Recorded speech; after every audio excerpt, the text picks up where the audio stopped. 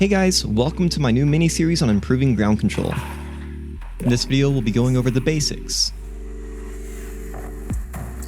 The basics include getting a good first touch, being able to push the ball around the field, getting the ball on top of your car, flicking the ball, and finally, some basic strategies so that you can implement the things that I teach you so you can get started on breaking some axles. So without further ado, let's begin.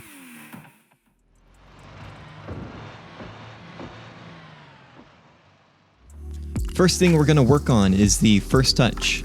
The first touch is the beginning to every single dribble you will ever do. So you could say it's pretty important. It's the difference between starting a controlled dribble or, just handing the ball back to your opponent. Yeah, don't do that. So of course, this is what we're going to work on since it's the beginning to every dribble. I've made a training pack that helps you work on this by just lobbing the ball towards your car.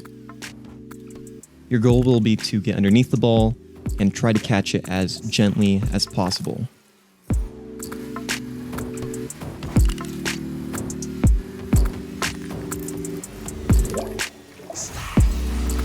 A way to challenge yourself with these catches is to not always catch it on the very front of your car.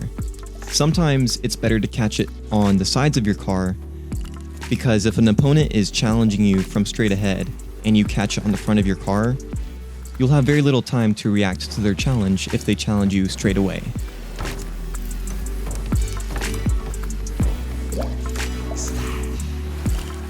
The second half of the training pack has balls that are rolling. Your goal will once again be to get a soft first touch. Then, you get behind the ball and push it into the goal. To get a soft first touch, you need to get in front of the ball, then let the ball roll into your car. You don't want to be driving forward too fast or with too much momentum because your first touch will send the ball flying away from you. If that's what you want to do, then great, but if you want to control the ball, get a soft first touch, that way you can follow it and either juke an opponent or just dribble the ball into your opponent's goal. If a ball is coming at you quickly, consider pulling away from the ball right before you catch it. This should be effective in slowing the ball's momentum. The next step up would be catching the ball and keeping it on top of your car after you catch it. To really cradle the ball and then just try to stay under it once you catch it. So that, and then stay underneath it, keep the same speed of the ball. Try to go all the way into the net. Do it once again, catch it, stay underneath the ball, dribble it in. So after getting a good grasp of catching the ball on top of your car and dribbling into the net, the next step up would be catching the ball on top of your car, dribbling it for a couple seconds, and then doing a diagonal flick. I'll give an example now. Just like that.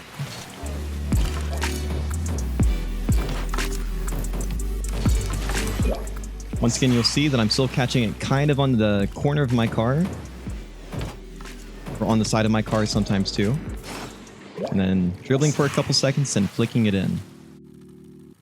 Diagonal flicks are really good because it takes less setup than doing a straight up front flick. You can kind of have the ball a little bit staggered on your car. It doesn't have to be in the very front to be able to do a diagonal flick. I feel like the diagonal flick is a little bit more beginner friendly, because if the ball isn't directly on the center of your car, for example, if it's kind of on the left, then you just have to do a diagonal flip to the left and you'll get a pretty good flick on it.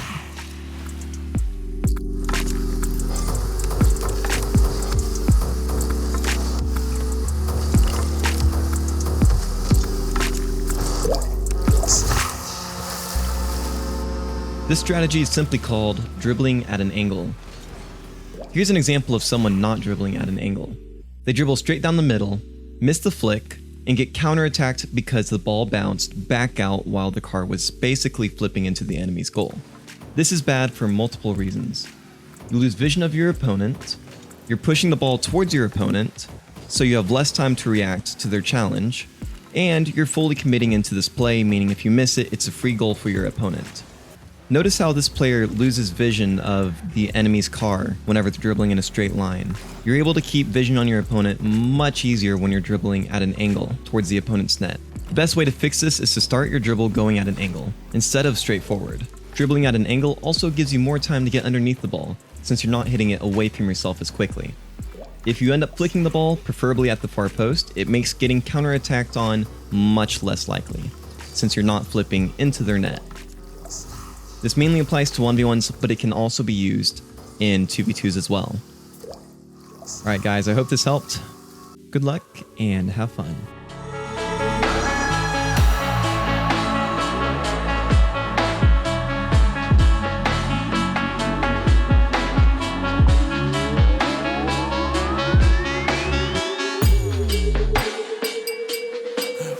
Yeah.